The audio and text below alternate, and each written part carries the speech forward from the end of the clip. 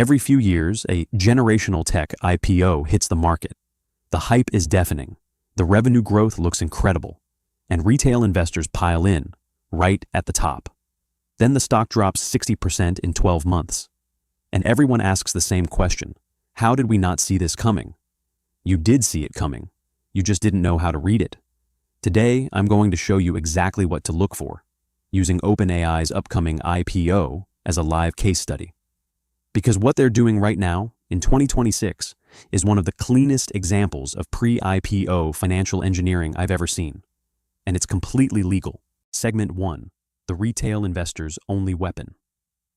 When a company goes public, retail investors get one document, the S-1 filing. No analyst calls, no private data room, no management dinners, just a PDF. And inside that PDF, the single most watched number is revenue. Not cash flow, not margins, revenue.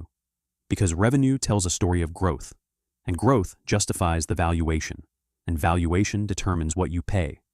Here's the problem. Revenue is the easiest number to manipulate, legally, under GAAP accounting, and every sophisticated pre-IPO company knows exactly how to do it. OpenAI is no different. Segment 2. You've seen this movie before. Before we get into OpenAI specifically, let's rewind, because this is not a new story. 1. Uber goes public. Revenue looked explosive. What the S-1 buried in footnotes, a significant chunk of that revenue was subsidized rides, Uber paying to acquire customers, then counting the full fare as income. Stock dropped over 40% in the first year. 2. WeWork tries to go public. They invented a metric called community-adjusted EBITDA, stripping out rent expense from a company whose entire business model is renting buildings. The IPO collapsed. The company nearly went bankrupt. Think about it. In both cases, the financial engineering was disclosed. Buried, but disclosed. Retail investors just didn't know where to look. Now it's 2026. Different company, different structure, same playbook. Segment 3. OpenAI's revenue problem. Here's the kicker. OpenAI has a revenue problem, not a technology problem, a revenue problem. Their enterprise product, called Frontier, is supposed to be the growth engine, AI agents, workflow automation, the whole pitch. But a 2025 MIT study found 95% of corporate AI initiatives failed to deliver measurable productivity gains. And when Sam Altman was asked why enterprise sales are struggling, his answer was essentially, large companies don't know how to use the product. On the surface, that sounds like a temporary onboarding issue. But look closer. If your product requires the vendor to embed thousands of engineers inside every client's office just to function, that's not a software business. That's a consulting business with a software logo on it. And consulting businesses don't get 20 times revenue multiples. Software businesses do. The JV structure is specifically designed to protect that multiple. Segment 4. The debt nobody's talking about. Here's something the IPO roadshow will not lead with. OpenAI has committed $300 billion to Oracle over 5 years, starting in 2027.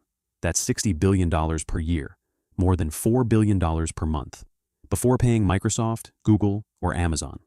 The IPO is targeting 2026. The Oracle payments begin in 2027. A massive red flag. The capital raise happens before the largest expense obligation kicks in. Retail investors fund the company. Then the bill arrives. If you see this timing pattern in any S1, a company racing to go public right before a major debt or spending obligation matures, treat it as a structural warning sign, not necessarily a reason to avoid the stock, but a reason to price it very, very carefully. Segment 5. The JV, how it actually works. Now let's get into the structure itself. OpenAI is setting up a joint venture with private equity firms, TPG, Bain Capital, Advent International. The JV is valued at $10 billion pre-money. PE firms invest $4 billion for a 30% stake. OpenAI holds 70%. The JV's job, sell OpenAI's Frontier product to companies already owned by those same PE firms. Follow that circle carefully. The PE firm's money goes into the JV. The JV sells to companies those PE firms already control. Those companies pay full-price subscriptions. The JV passes fees up to OpenAI. OpenAI promises those PE firms a guaranteed 17.5% annual return. Here's the critical question retail investors should ask. If the customers are owned by the same firms funding the venture, is this real market demand or is it manufactured demand? The answer determines whether that revenue number in the S1 reflects actual product market fit or financial engineering. Segment 6. The accounting mechanism, the part that matters now. Here is why this structure exists instead of a simple discount. Under GAAP, a discount reduces revenue directly. Sell a $100 product for $40, you report $40. Clean and honest. The JV structure does something different. The portfolio company pays $100. OpenAI consolidates the JV and books $100 in revenue. The 17.5% guaranteed return to PE firms is classified as net profit attributable to non-controlling interests, a line item that lives below operating income. Economically identical, financially completely different on paper. And here's why that matters for you specifically. If OpenAI IPOs at 15 times revenue, a conservative multiple for a high-growth AI company, the difference between reporting $40 and reporting $100 is a $900 million difference in market cap per transaction. Multiply that across thousands of enterprise deals. Now you understand what's at stake. Segment 7. The 3 red flags to memorize.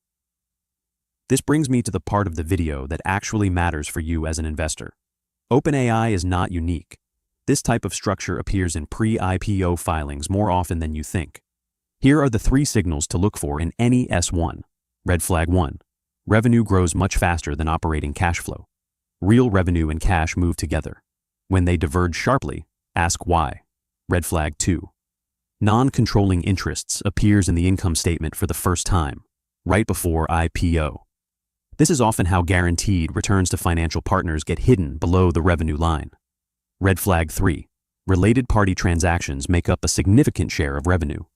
When your customers are also your investors, or owned by your investors, that revenue deserves a significant discount in your valuation model.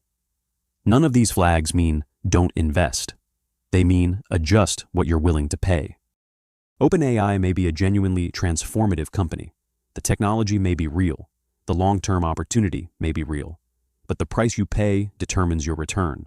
And if the revenue number driving that price was constructed, legally, cleverly, deliberately, to look larger than the underlying economics justify, then you're not investing in OpenAI's business. You're investing in OpenAI's financial engineering. Those are 2 very different bets. The S1 is coming. Now you know what to look for.